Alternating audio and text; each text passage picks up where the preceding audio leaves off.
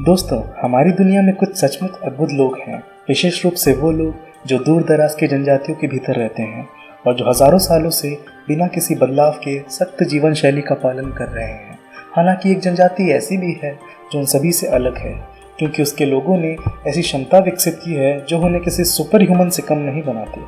नमस्कार दोस्तों, आज के इंटेलीफाई इंडिया के एपिसोड में हम जानेंगे एक ऐसी जनजाति के बारे में।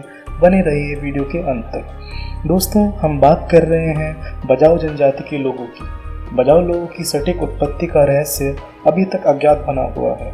बजाऊ जनजाति के बारे में सबसे पुराना रिकॉर्ड 15,000 साल पहले का है। इस जनजाति के लोगों को दुनिया में पहली बार 18वीं शताब्दी के दौरान खोजा गया था, जब वे समुद्री दक्षिणी पूर्व एशिया के क्षेत्रों में रह रहे थे।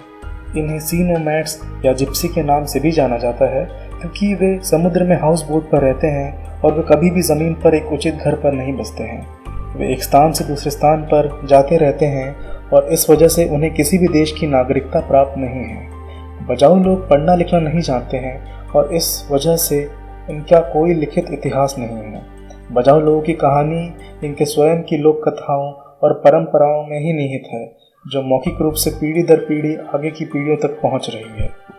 ऐसी ही एक कहानी है जो बजाऊ लोगों में बहुत प्रचलित है। यह कहानी एक ऐसे व्यक्ति के बारे में बताती है जिसका वास्तविक नाम बजाऊ था। एक बहुत बड़ा आदमी जो तैरते हुए अपने पीछे बहुत मात्रा में पानी को विस्थापित कर देता था। बाकी लोग उसके पीछे पीछे पानी में तैरते हुए आसानी से मछलियाँ पकड़ते थे। एक दिन लोग मछली पकड़ने के उद्देश्य से उसको बुलाने आए, लेकिन पड़ोसी जनजातियों के लोगों को यह देखकर बहुत ईर्ष्या हुई कि उसकी वजह से उसके लोगों को इतना लाभ हो रहा है। उन लोगों ने बजाऊ के ऊपर जहर के तीर फेंक कर उससे मारने की साजिश की, लेकिन वह बच गया और साथ ही जनजातियों ने हार मान ली और बजाऊ लोग जीवित रहे। मुख्य रूप से ये लोग मछली पकड़कर ही अपना जीवन व्यतीत करते हैं और लंबी हाउस बोट में रहते हैं, जिसे लेबास के नाम से भी जाना जाता है। यह लोग इंडोनेशिया, मलेशिया और फिलीपींस के पास समुद्र में रहते हैं और आमतौर पर व्यापार करने या तूफान के दौरान आश्रय लेने के लिए तट पर आते हैं। जब वे नावों पर नहीं रहते तो पानी के ऊपर बने छोटे घरों में रहते हैं। क्योंकि बजाऊ जीवन में इतनी बार और इतनी जल्दी पानी के संपर्क में आ जाते हैं, वे समुद्र की एक ऐसी महारत हासिल कर लेते हैं जिसको मैच करना बहुत मुश्किल है। बच्चे तैरना सीखते हैं और 8 साल की उम्र से ही मछली पकड़ना और शिकार करना शुरू कर देते हैं। बजाऊ को दुनिया के सर्वश्रेष्ठ फ्री डाइवर्स में माना जाता है। यह लोग 230 फीट से अधिक गहराई तक गोता लगाने में सक्षम हैं, यहाँ तक कि 13 मिनट तक 60 फीट पानी में डूबे रह सकते हैं और आमतौर पर पानी के बीच कुल मिलाकर लगभग 5 घंटे एक दिन में बिताते हैं। 2018 के एक जर्नल में प्रकाशित शोध में पाया गया कि बजाऊ लोगों की स्प्लीन की साइज पड़ोसी क्षेत्रों के मानव की तुलना में 50% अधिक है। जीवित रहने के लिए स्प्लीन आवश्यक नहीं है, लेकिन यह इम्यून सिस्टम में एक आवश्यक भूमिका निभाते हैं और ब्लड के लिए एक प्रकार के फिल्टर के रूप में कार्य करते हैं। पुरानी रेड ब्लड सेल्स को हटाते हैं और आयरन को रिसाइकल करते हैं। लेकिन महत्वपूर्ण रूप से स्प्लीन में रक्त का भंडार होता है। जब मैमल्स पानी के भीतर गोते लगाते हैं तो स्प्लीन सिकुड़ जाती है और पूरे शरीर में स्टोर्ड ऑक्सीजन रक्त के जरिए पहुंचा देती है। डाइविंग करते हुए अधिक समय तक ऑक्सीजन उपलब्ध करवाती है। इसके अलावा बजाऊ के पास जो जेनेटिक वेरिएशन है वह डाइविंग प्रतिक्रिया की एक और विशेषता से जुड़ी है। हालांकि इस घटना को शोधकर्ताओं द्वारा सीधे नहीं दिखाया गया है। संक्षेप में ये पाया गया है कि उनके शरीर के बाहरी अंगों में कम रक्त का उपयोग किया जाता है और अधिक रक्त उनके फेफड़े और मस्तिष्क जैसे महत्वपूर्ण क्षेत्र में भेजे जाते हैं, जिससे लंबे समय तक गोता लगाने में मदद मिलती है। बजाऊ लोगों ने पानी के नीचे देख पाने की एक विशिष्ट स्किल विकसित की है। ये स्किल उन्हें मोती और समुद्री खीरे जैसे कठिन से कठिन समुद्री खजाने का शिकार करने में सक्षम होने का लाभ देते हैं। प्रतिदिन गोताखार घंटों पानी के भीतर बिताते हैं। इस दौरान वे 2 से 18 पाउंड मछली पकड़ते हैं और गोता लगाने को आसान बनाने के लिए केवल लकड़ी के चश्मे लगाते हैं और कोई वेटसूट्स या फ्लिपर्स नहीं पहनते।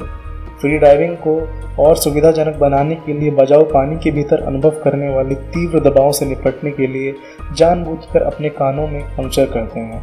उसके बाद आप बिना दर्द के गोता लगा सकते हैं। इस प्रक्रिया से गुजरने वाले बजाऊ अपने बुढ़ापे में सुनने की क्षमता लगभग खो देते हैं। बजाऊ लोगों ने अपनी कारीगर कौशल को भी अच्छी तरह से संरक्षित किया है। एक सेल्फ टॉट कारपेंटर लगभग 1 सप्ताह में बिना किसी डिज़ाइन के मछली पकड़ने की नाव को डिज़ाइन कर देता है।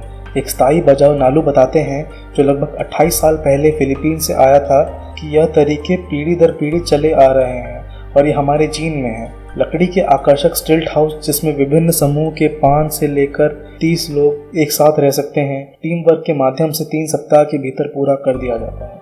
यहाँ तक कि वे चावल के पाउडर पर आधारित एक रोजाना सनस्क्रीन का भी उत्पादन करते हैं जिसका उपयोग महिलाएं अपनी त्वचा को धूप से बचाने के लिए करती हैं।